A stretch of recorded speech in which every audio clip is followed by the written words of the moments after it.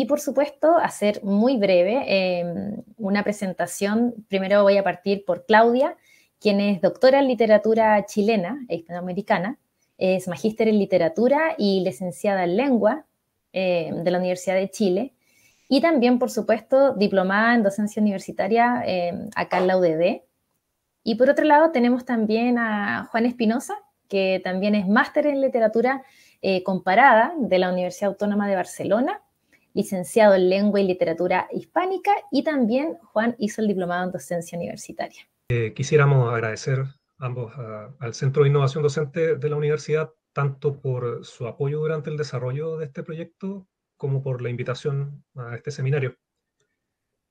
Este proyecto fue concebido para dar respuesta a la falta de recursos didácticos que contemplaran metodologías activas del aprendizaje en el curso de lectura crítica, que se encuentra inserto en el programa de comunicación y pensamiento que se imparte en todas las carreras durante el primer año académico.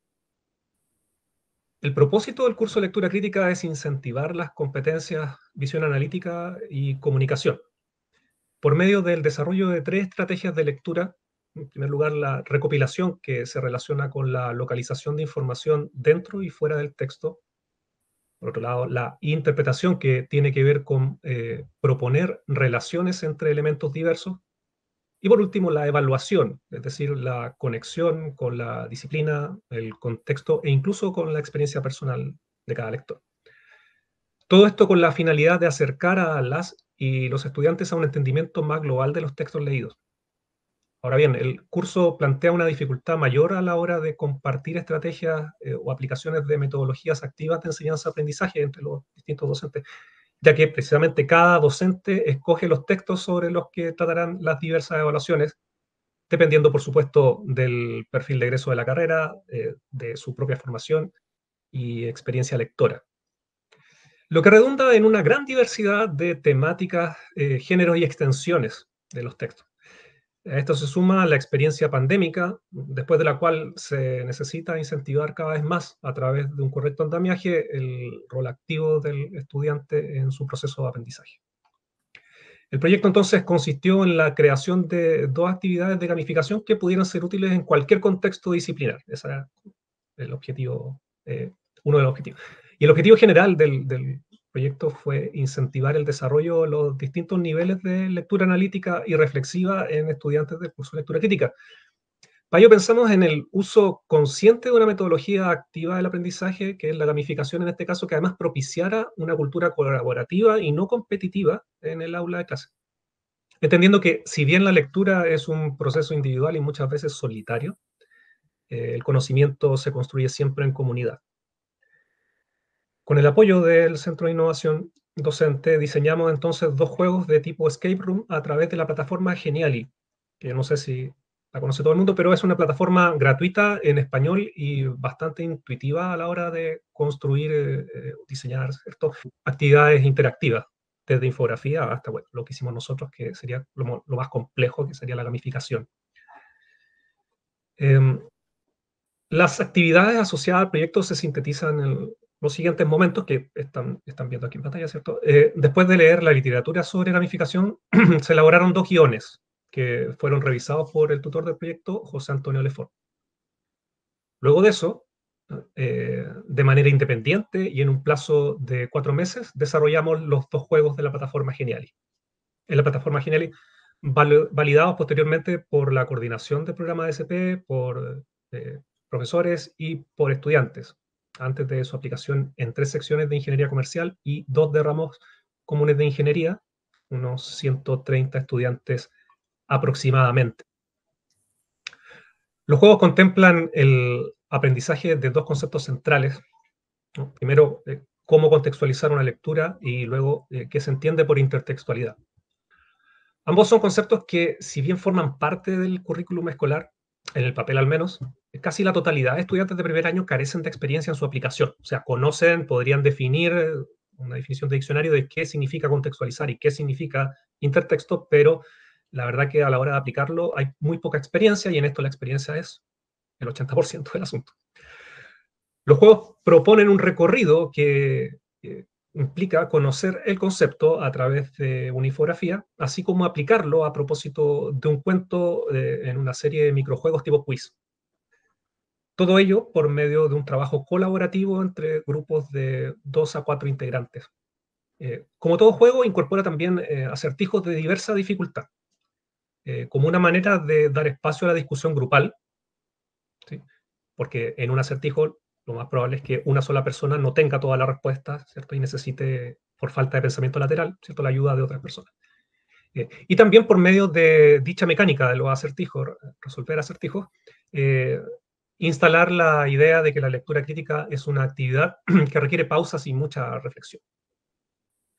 Finalmente, la actividad termina y se evalúa de manera formativa con un foro de discusión en Canvas. A continuación, ¿cierto?, compartimos 2 videos que sintetizan la propuesta visual de los 2 juegos.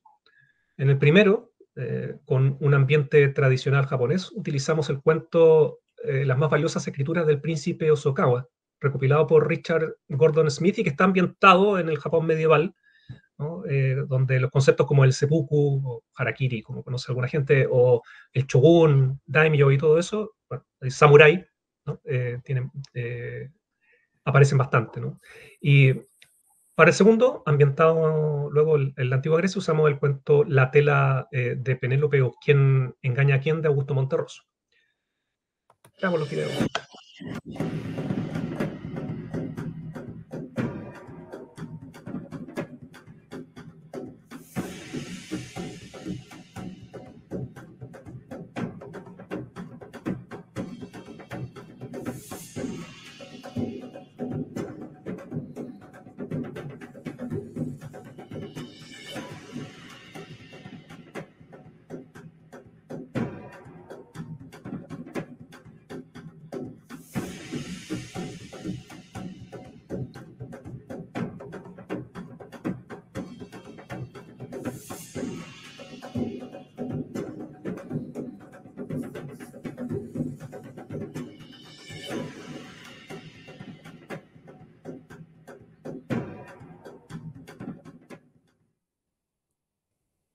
Ahora vamos a mostrar el segundo video, con el segundo juego que mencionó Juan.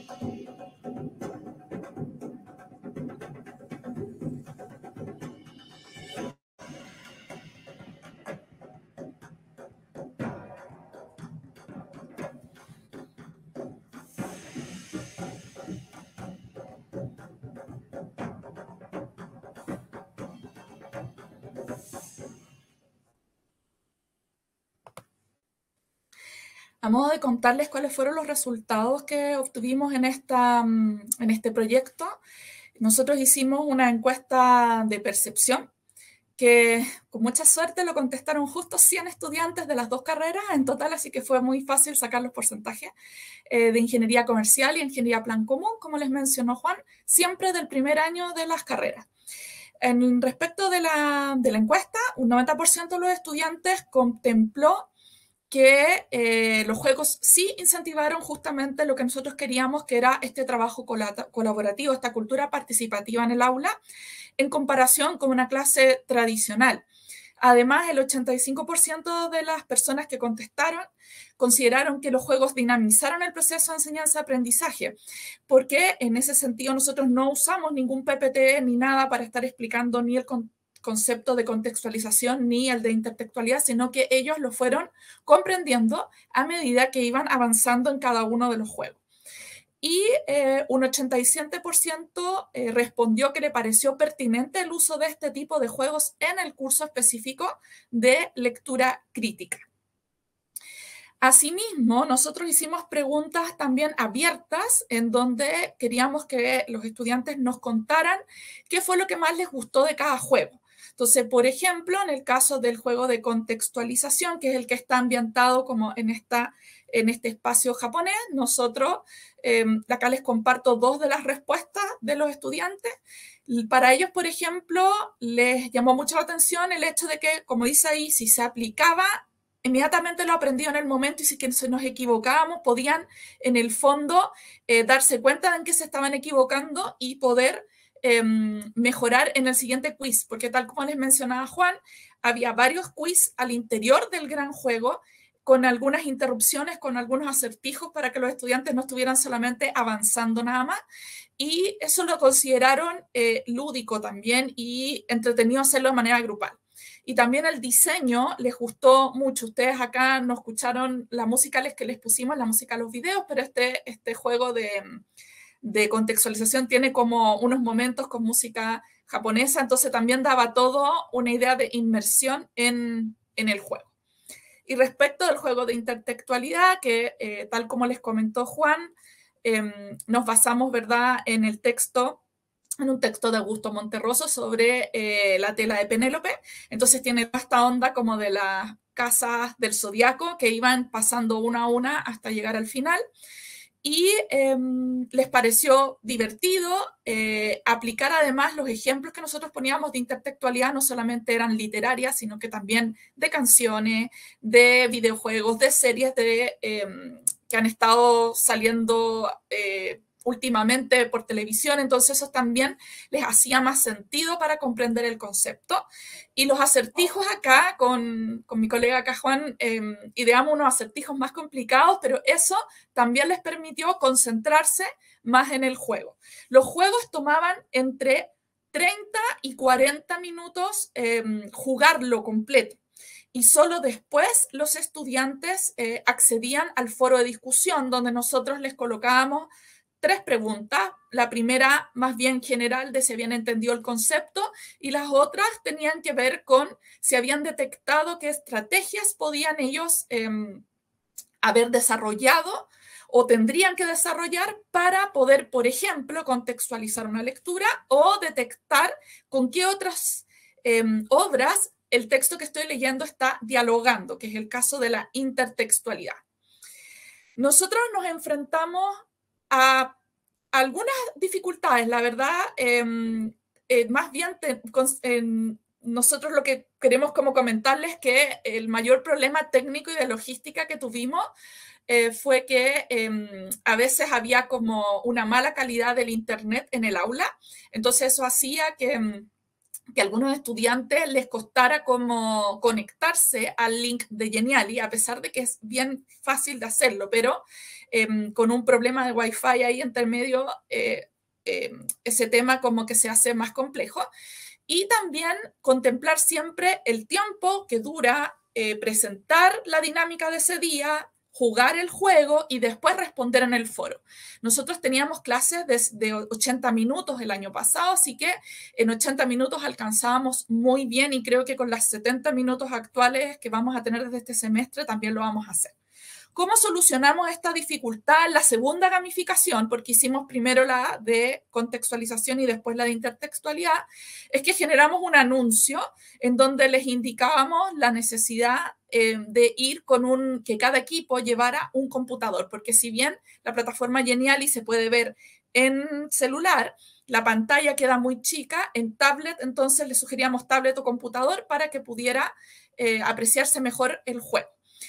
Y dentro de los desafíos que hemos tenido, ha sido principalmente capacitar a los y las docentes del programa de comunicación y pensamiento al uso de estos dos juegos. Efectivamente, hay una percepción respecto a la gamificación en el aula universitaria en donde no se le encuentra cuál es su utilidad. Se piensa como que se pierde el tiempo mientras los chicos están jugando, pero lo cierto es que para ellos, y la percepción fue en ese sentido positiva, fue mucho más motivante para ellos aprender con estos juegos, y después en las siguientes evaluaciones nosotros con Juan les íbamos retomando ciertas ideas que estaban en los juegos y lo podían continuar aplicando durante todo el bimestre. Entonces, para incentivar también el uso, nosotros hicimos capacitaciones a los docentes del programa SP. Hemos participado ya, este sería nuestro tercer seminario en donde hemos compartido la experiencia, y también creamos un manual en Geniali del uso de los juegos. Entonces, para que los docentes no tuvieran miedo y si me preguntan sobre el acertijo y no lo sé resolver, nosotros hicimos este manual donde aparece, ¿verdad?, todos los acertijos de los dos juegos y con sus respuestas, para que los profesores también fueran sin miedo a la aplicación de estos dos juegos en el aula. En términos de conclusiones, solamente compartirles que tuvimos una percepción muy positiva de parte de los estudiantes. De hecho, en particular a mí en ingeniería comercial, muchos me dijeron que tenían el susto con el curso de lectura crítica, sin embargo, que con la incorporación de estos dos juegos en dos momentos distintos del desarrollo del bimestre, fue muy positiva su apreciación del curso y también incentivó la participación. En ese sentido, nosotros lo que queríamos compartir en esta presentación es que consideramos relevante crear y aplicar recursos educativos de carácter lúdico, o sea, que incluya la gamificación de manera consciente en el aula, con un andamiaje adecuado para la sesión. La incorporación de juegos también posibilitó, como les dije, una mejor predisposición de los estudiantes para con la asignatura.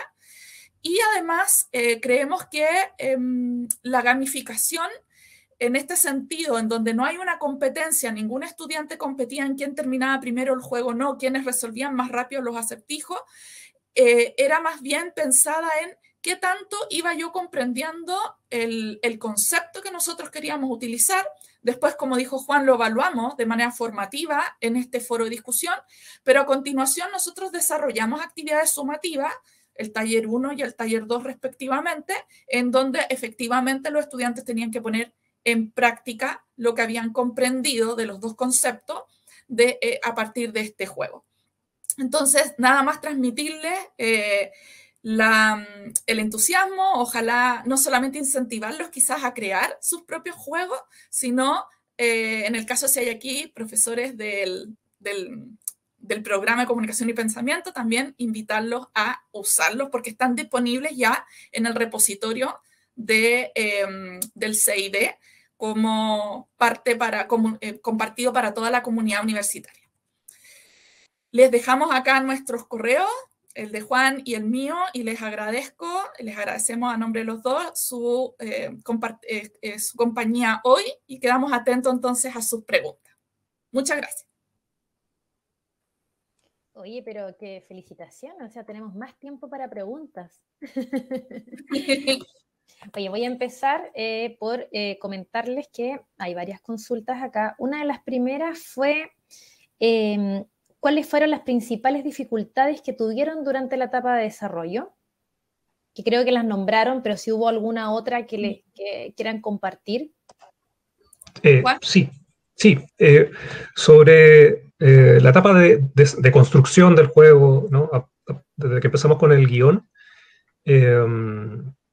primero, una dificultad, lo que quizás nos demoró o más, es determinar qué mecánicas reforzaban el concepto, mecánica de juego, digo, reforzaban el concepto que queríamos ¿cierto? Destacar o que aplicasen. Entonces, por ejemplo, todos los acertijos del juego de intertextualidad, lo sepan o no los estudiantes, tienen que ver con intertextualidad. Hay referencias a otras cosas, y de repente eso les puede permitir, ¿cierto?, resolver con mayor facilidad el acertijo. Luego también el tema de la personalización, porque Geniali, por ejemplo, entrega plantillas de gamificación. O sea, para quien quiera iniciarse, llegar y entrar, digamos, a ese mundo.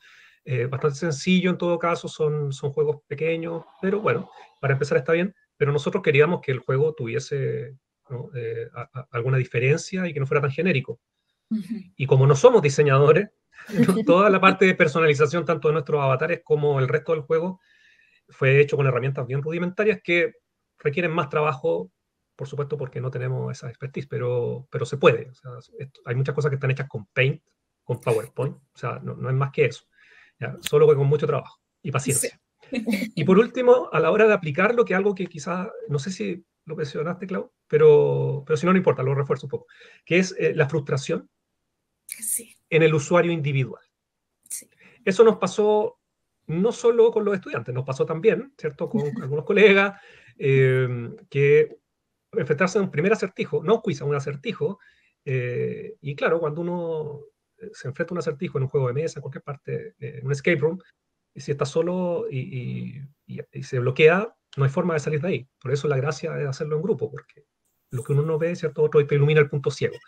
Y en ese caso, hay muchas personas que lo dejaron, o sea, se frustraron al principio, y eso es la etapa de desarrollo, digo, ¿no? A la hora de aplicarlo ya teníamos corregido algunas cosas, hicimos más fácil algunos acertijos que en principio quizás eran un poco difíciles. Así que eso, cuanto a las dificultades, no sé, claro. Oye, y hablando de Genially o Genially, Sacha también pregunta, bueno, dice, excelente iniciativa, muchas gracias por compartirla. ¿Cuánto tiempo les tomó el desarrollo del proyecto en Genially, incluyendo la capacitación en la herramienta? Mira, la verdad es que nosotros ya habíamos aprendido a usar la herramienta, pero la verdad que para llegar al nivel del juego, tuvimos como que empezar a explorar la herramienta y que se nos ocurriera además cómo ir haciendo lo que queríamos hacer con las cosas que nos permitía la herramienta. Lo cierto es que nos demoramos como unos 4 meses entre el guión, tener la idea clara de los dos y 1 mes por juego en el Genially. O sea, cada uno nos demoramos 1 mes en el diseño de todo el juego y dejar listo la gamificación ahí ya para ser válida. Y también Sofía Miranda pregunta, ¿cuál fue el impacto? O sea, si bien tuvieron, dice, una percepción positiva en los estudiantes, ¿cuál fue el impacto real en el aprendizaje? Si pudieron de alguna forma medir esto. Mira, yo le contesté a ella por el chat, pero le decía de que nuestra idea es, nosotros estamos ahora desarrollando otro proyecto de innovación docente con otro juego mucho más complejo para pensamiento crítico, que es una de las preguntas que estaba en el chat. Y queremos el próximo año empezar a indagar en hacer un proyecto de investigación docente para ver con herramientas metodológicas, cuantitativas y cualitativas esto mismo que nos estás preguntando. Sin embargo, sí notamos, en términos percepción nuestra, además, nosotros después lo aplicamos el juego en otras carreras, en diseño, en pedagogía, en otras, y siempre se acordaban del juego. O sea, yo estaba en pensamiento crítico, que es el curso que continuaba lectura crítica, y me volvían a decir, es que yo me acuerdo lo que salía de intertextualidad en tal juego. Entonces, quedó como grabado como en la memoria el haber jugado el juego. Se acordaban incluso el juego griego, por ejemplo. Y había algunos que eran más fanáticos y que captaron la intertextualidad que pusimos en ese juego griego que son los Caballeros del Zodiaco. Entonces había gente que identificaba, por ejemplo, el anime en el que estaba basado, y eso también hacía que los estudiantes se acordaran mucho más. Pero estamos al debe en que esto se transforme en una investigación más acuciosa, porque por ahora hemos participado no en proyectos de investigación. Ese es el desafío para nosotros. Oye, yo solo agregarle una cosita, que lo aplicamos también en ciencia política. Sí. Y tuvo el mismo resultado. O sea, el nivel de recordación del concepto durante el resto del bimestre es mucho mayor que una clase expositiva o un PPT. Eso. Oye, ahí se contestó la otra pregunta de Catalina, ¿en qué otras asignaturas también creían aplicable la gamificación? Quedaron algunas pendientes, pero sí sé que Claudia en su última diapositiva dejó los correos para que la puedan preguntar. Le doy, pero muchas gracias por haber participado con su experiencia docente, y los dejo invitados para que puedan ir también. Mira, ahí están los 2 correos que los dejó Claudia, y para que puedan también ir a las otras sesiones que vienen a continuación. Que esté muy bien. Muchas gracias. Adiós. Claro.